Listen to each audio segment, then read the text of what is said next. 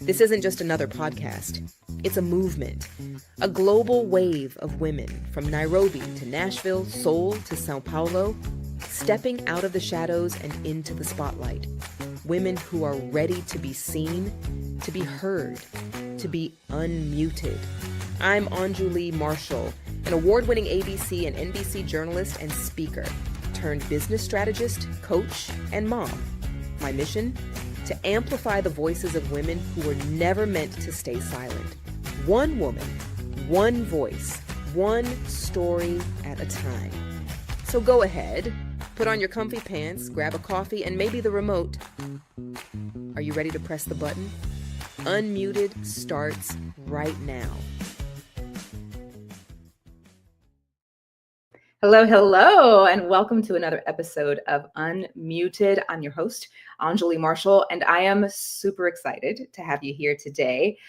This, by the way, is a podcast where the unheard stories of women are reshaping power and purpose, and it's because we're giving women the mic. And that's a big, big deal for us here. So I'm excited to announce my guest today. Her name is Lynda Wilkes-Green. She's a strategic leader who believes in change, courage, and investing in people for the long term. She's also the founder of Ahlya, a cycle syncing wellness app. And I cannot wait to hear more about this new technology for women. So without further ado, Lynda, welcome to the show. I'm so happy you're here. So pleased to be here. Thank you so much for having me. Absolutely. So I'm glad that you said yes to coming on and sharing your story. I would love to hear more about your story. And I want to sort of pave the road leading up to Ahlya, because I'm super, super excited to hear about that technology. Can you tell us what led you to where you are right now, a little bit about your journey? Yeah, very happy to. Back in December, I decided to do my vision boards because I'd rather do them in December rather than the 1st of January. And I was doing my 6-month, 12-month, 5-year vision boards. And when I got to my 5-year vision board, like I love my life right now, but I felt like something was missing. I felt like that I wasn't on the path to where I wanted to be in 5 years. So I did a lot of reflection on kind of what I wanted to do, where I wanted to go. And I just had this feeling inside me that I'm just meant for more. I felt like I was meant to do something bigger. Wow. I've kind of like been living this corporate life for 12 years or so, and it's great. I've had a nice time, but I think at this point, I just felt like something shifted inside of me and there was this niggling feeling. And then around the same time, I was suffering from PMS, which just got so bad in my 30s. And I was just feeling quite exhausted for like 2 weeks every month, and really felt like I was dreading my luteal phase. And I was living like basically half a year because I'd have 2 good weeks and then suddenly 2 bad weeks. Yeah. And once I kind of started looking at the patterns, I like really figured that out. Like I noticed what was happening, and I kind of did a lot of research, leaned into things I could do to support myself during that luteal phase. So I started meditating, journaling, really leaning into like the mental health side of it, and also kind of syncing my workouts with my cycle. And then it kind of all cumulated in this point when I was like, actually, what I'm doing is something that could be shared with other people, because after a few months, I was starting to feel better and I was noticing shifts. And actually, once I kind of gave myself some slack on those 2 weeks, they weren't as bad rather than trying to push through. And that was kind of the start of the idea for Ahlya, because I just felt like as women, we're kind of told we need to act the same way every day throughout a month, which is completely unrealistic. I mean, being told to go to the office when you have your period, and no one giving you time to just slow down, take the time you need. Absolutely. And actually, I think this is part of just a bigger issue around like the lack of understanding of women's health. So with Ahlya, I am basically building an app where a woman can track her cycle And then she is given daily insights into what she could do to support her mental health that day, what type of physical activity she could do, what kind of beauty routines, because your skin changes throughout your cycle, Yeah. how your productivity might be. And then also, as the woman logs how she's feeling every day, we have AI in the app, which will analyze that and help her to manage her predictions going forward so that she's not blindsided by Yeah. these dips in mood or kind of feeling a little bit off and not knowing why. I'm really hoping that this app will be like almost like a compass to be like, okay, I'm not going crazy. I'm just in my luteal phase. Can you talk a little bit about the different phases of a woman's cycle? Because it almost feels as if I can't, it can't just be me. Like, I don't remember being taught anything about this growing up. Yeah, I mean, I was the exact same. I think I was 30 before I learned my cycle had 4 phases, which is shocking because at school we're taught algebra and chemistry and physics and all of these things, but nothing about our bodies, which is just so shocking. So typically a woman has a 28-day cycle. Sometimes that can be 35 days, sometimes it can be much shorter. And that is broken down into 4 phases. So it starts with your menstrual phase, and that's when you have your period. Then you move into your follicular phase, which is generally kind of when your energy picks up. It's kind of compared to spring because it's kind of that like new beginning Okay. and you're kind of like moving forward. Then you've got your ovulatory phase, which typically happens mid-cycle. And that's when an egg is released from your ovary. And at that point, that's kind of the equivalent of summer because you are at your most social, you've got your most energy, you're like feeling really outgoing. Okay. Then post ovulation, you enter your luteal phase, which is typically the last 2 weeks of your cycle. And during that phase, that's kind of when your body shifts to wanting to be more inward and you might get some mood swings, feel more tired. And that typically lasts for 14 days. It's typically the cycle that part of the cycle that most people struggle with because that's kind of when your hormones are kind of going a little bit all over the place. So that's kind of really the part where like people who suffer from PMS and PMDD really find it tricky to manage. And that's kind of the core part of the app was trying to address and support women during that phase in particular. Have you so then this is, thank you, this is very educational. And so where does the physical discomfort and the pain of your cycle, which phase does that normally come? So you'll typically get period pains during your menstrual phase when you're bleeding. And then people also get sometimes ovulatory pains in the middle of their cycle. So you might just notice randomly in the middle of your cycle, you kind of get what feels like a light period pain, but that's actually ovulatory pain. Okay. But the kind of cramping that like typical time is around the time of your bleed. And that's just due to the contractions of your uterus. But really, the cramps shouldn't be so debilitating that you can't do stuff. And I think we often, like, I certainly grew up being told it was normal and just take some paracetamol, use a hot water bottle. But no one ever said, like, you shouldn't have really bad pain. That's just a sign of some underlying issue. And I think that also is something that needs to be like addressed and talked about more because I think women are always told we've got to put up with it. And that's just, I think, unacceptable in this day and age. I agree. And I think that what you're doing is actually phenomenal. I'm very excited about it. So when you discovered, so you had debilitating pain as well, right? So you were like, okay, something is wrong. I'm not quite sure what's going on. Did you actually go and was that message that was given to you? Did you receive the message of something is underlying, this is not normal, or did you just kind of discover that along the way? Yeah, I just discovered it along the way. I went to doctors like so many times from when I was like maybe even like 15 with really bad pains. And at that point, I was put on the contraceptive pill, like, which is just ludicrous in hindsight that you put a 15-year-old on the pill. So I took that for many years. I think once I kind of got to an age where I was able to say, actually, I don't want to take the pill anymore, I stopped taking it.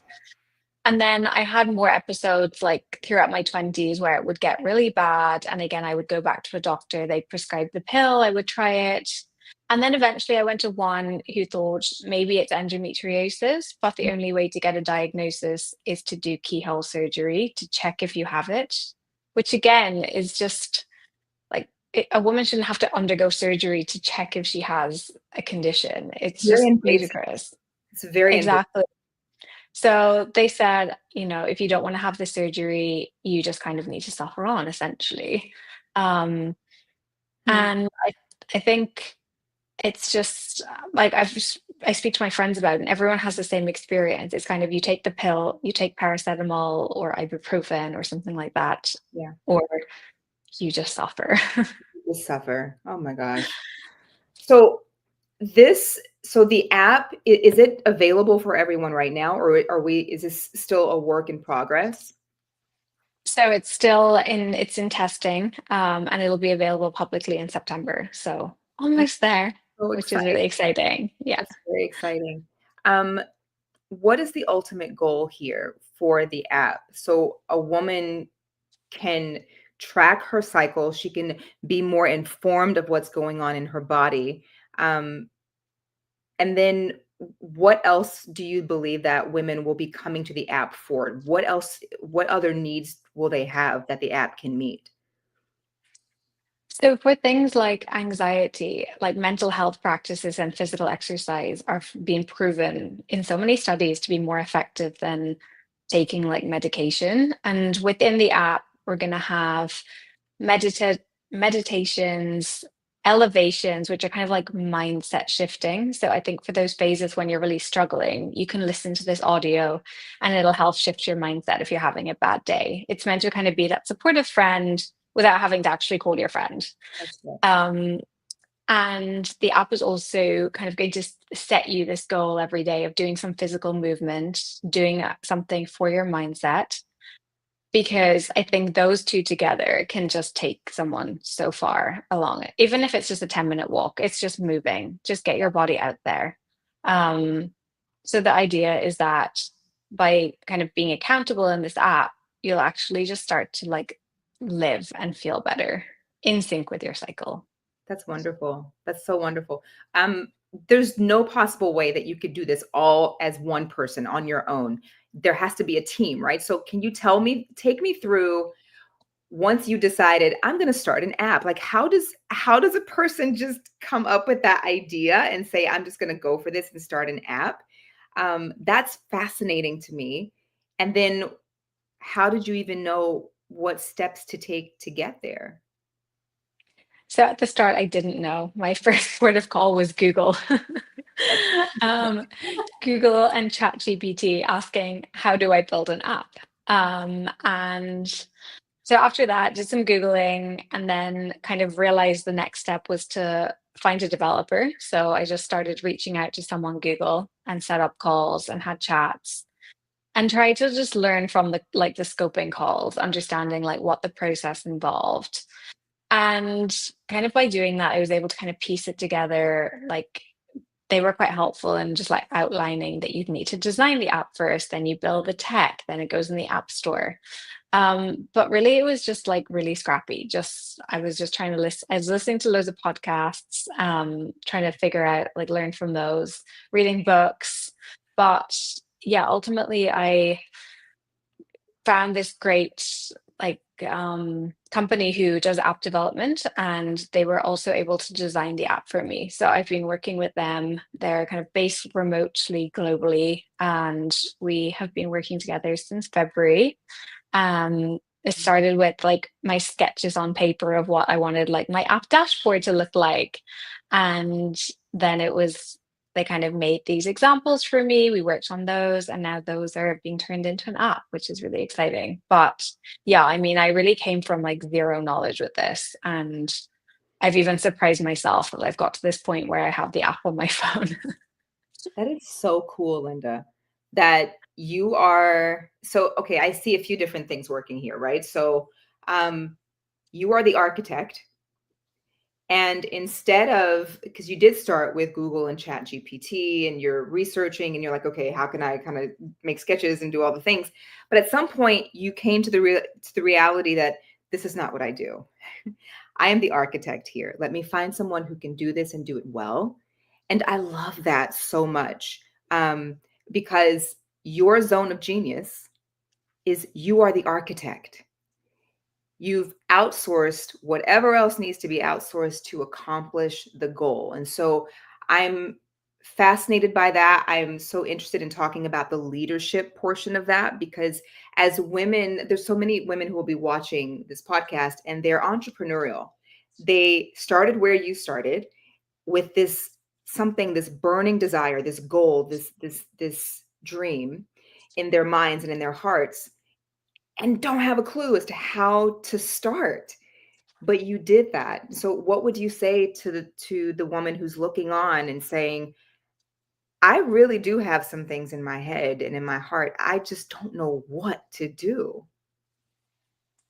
I think like everyone talks about like the downside of AI, but I actually think ChatGPT is your best friend. Like I was calling it my co-founder initially because even when I was getting proposals from a developer, I would ask ChatGPT to help me analyze them, like explain it to me in layman's terms. And I think you can ask AI anything, any like, how to start, how to take step two. It's so great for outlining it. Yeah. I also listened to a lot of Mel Robbins, and on one of her podcasts, she said, everything is figure outable. And that really stuck with me. And I think since then, I've kind of thought, no matter what it is, I can just figure it out. Like just baby steps. That's They all great. build up. That's so good. So you're in your zone of genius, and now you've accomplished this huge task, and you're going to help millions of women around the world with, and you don't have to be there in person. They have to do is just download this app. Has it really resonated with you, what you have accomplished? Because I'm listening to you and I'm like, I am blown away right now. Does that resonate with have you really registered, I did this? Yeah, I try to do like little reviews of like, today I was like, okay, where was I 6 months ago? I didn't have anything other than like my journal. So actually, Months once, ago, you didn't have anything? yeah, Lynda. Wow. yeah. So yeah, at the start, I felt like I wasn't making any progress. But now actually I think once you step back and kind of take like a helicopter view, then you're like, okay, I can see progress. Because I think when you're in the weeds, as you say, it's really hard to like see what you're doing or where you're going, and you get so caught up Totally. in tiny little tasks and details. So I think it is really important to like step back and actually take stock and remember how far you've come. What would you say is the biggest lesson that you've learned in this entire process? I think progress over perfection. I have always been a perfectionist, but I think when you're building something new like this, you can't be a perfectionist. I think you just need to make a decision and move on. And I try to make every decision in 24 hours. That's like my time limit, because otherwise I'll just get stuck. So I Yeah. think that's been like super useful for me. Would you consider yourself a risk taker? I wouldn't have, but now I do.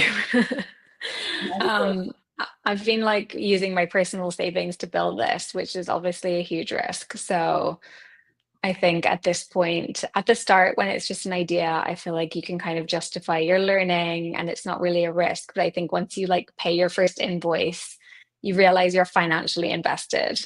And like now it's like there's a lot riding on it. Yeah. Is this a decision that you would say is like one of the most proud decisions you've made in life? Yeah, I think always before I was like doing what I was meant to do, whereas now I feel like I'm doing what I want to do. And Ooh, I, yeah, I think I could have easily just continued on the path I was on, but I'm like really proud that I've actually pursued this. that's amazing. How do you champion women who are on the leadership path but are really trying to figure it out. How have you been able to do that? I think by trying to lead by example, like I kind of came from like nowhere and I've like managed to do like I came became a lawyer and I did really well at that. And I think I always try to say that like whatever you put your mind to, you can do because there's so many examples of people who like just, perseverance, they just try their absolute hardest. And I do think hard work pays off. I haven't ever been in a situation where I've worked really hard and I haven't reaped some rewards from it. Yeah. Okay. Yeah, sometimes it may not be the reward that you're wanting it to look, how you want it to look. But I agree, when you work hard, there's fruit from it. There's always fruit. And sometimes you don't see that fruit for years to come or months down the road, right? Yeah. But yeah, it's always good to work hard. How do you balance strategy, empathy, and urgency when you're under pressure? I think I'm always focused on the vision, like kind of like, the end goal, and then try to prioritize like what will get us there in the best and quickest way. Because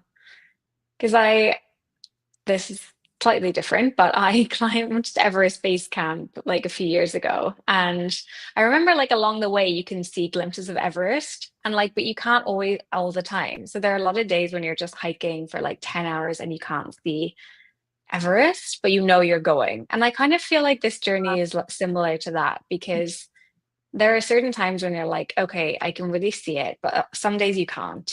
And you kind of still just need to put one foot in front of the other and just know you're on the right path to that goal. Would you say, first of all, I can't just skim over it. You climbed Everest Base Camp. What exactly is that, and how difficult is that? It's basically you climb to the base camp where everyone stays before they summit Everest. So it's just pretty high. It's like I think like 6,000 meters. You get quite altitude sick. It takes 10 days.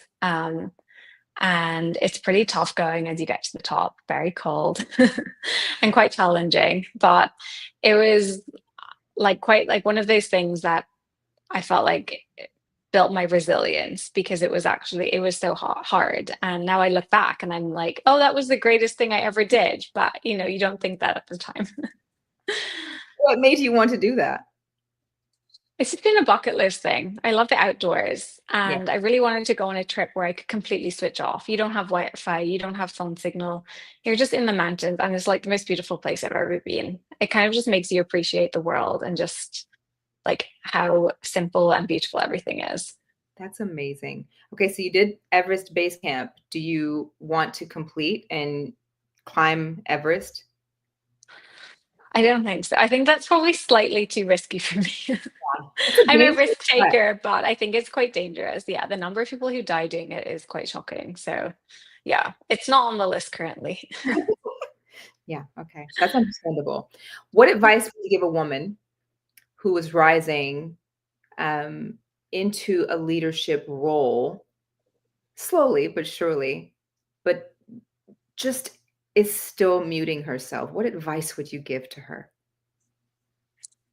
I've always been told in jobs that I lack confidence, and I think it was actually being mistaken for like I'm just a bit quieter than the men. And I think I've always been true to myself. I've never kind of gone and been that super loud person that everyone wanted me to be, and I still managed to be successful. I think once you're you, I just don't think someone should fall into the trap of being something they're not and trying to like copy what the men are doing. I think there's so much value in being true to be your feminine side and embracing that. I think the leaders of tomorrow are going to be these feminine people, not these women who are just pretending to be men. And I think anyone who's going into a leadership role should really try to embrace that and just lead by example.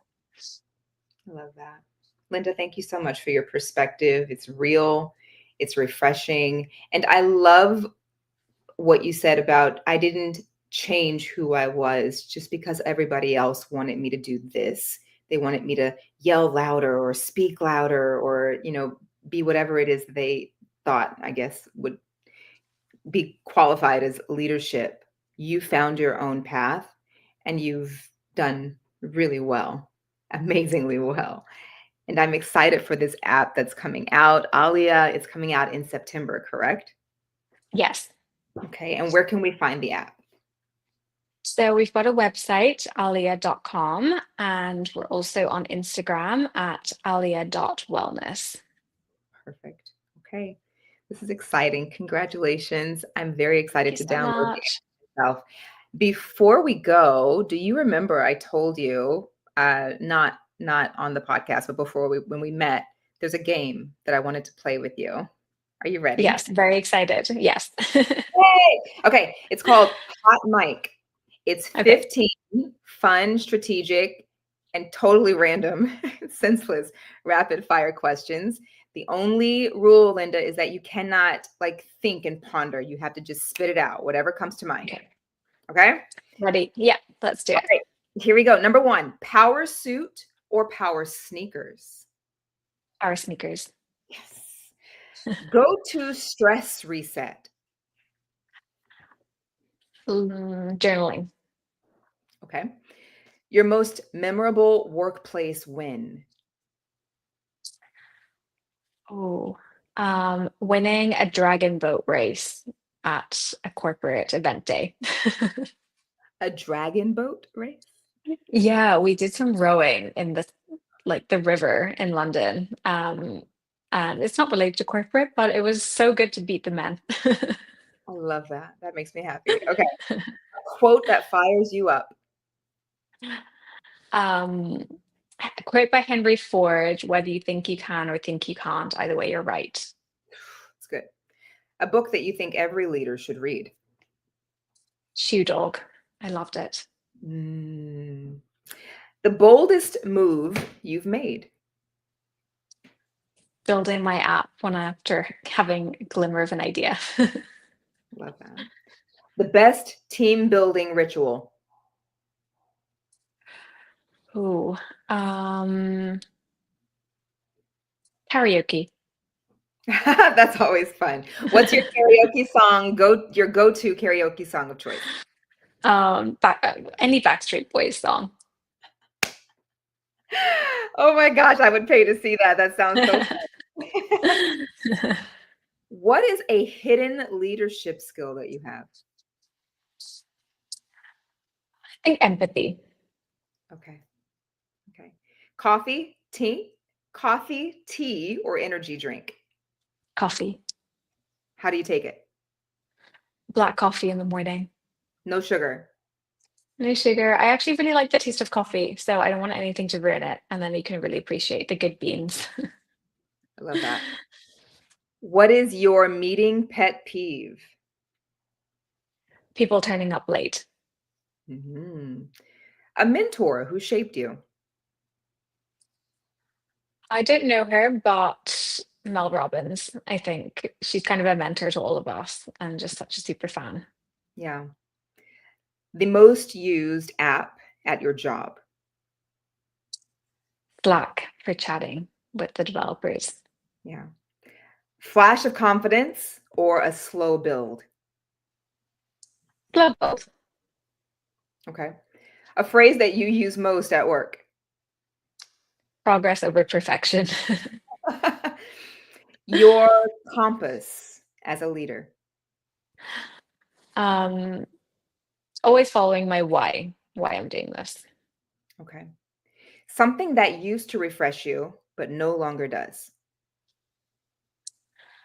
Thinking that the longer I worked, that was more productive. Now I actually think you need to just work smart rather than work hard. That's great. Silent win that you celebrate? Getting some new followers on our Instagram, knowing that it's reaching the world. We're going to work on that, aren't we, everybody? We're going to work on Yes. that. Your dream next move? Getting lots of users for the app once it launches. One of my fears is that no one will find us, but I'm really hoping that putting that into the universe and people will come. Yeah. You're already putting it out there. Look at this. You're already doing it. Yeah, so exciting. People will come. Lynda, thank you so much for your words of wisdom and encouragement and for sharing your story. You are a powerhouse. And I love that you don't have to scream to make your voice heard. Your voice is enough. It's enough. Thank you so much. This is such a lovely conversation. Yes, thank you so much again for being here. And one more time, your socials, how can people get in touch with you? And let's push Ahlya one more time. I want everybody to be aware of it. Yeah, please do follow us on Instagram. It's Ahlya, AHLYA.wellness. And then our website is ahlya.com. Perfect. You have graced the stage today. Thank you so much for being Unmuted. And now you're officially part of the Unmuted family. So woohoo! So exciting. Thank you so much. This is so fun. Absolutely. Thank you for being here. And thank you everybody for watching. I'm so grateful that you're here as well. And until next time, stay unmuted. We'll see you soon.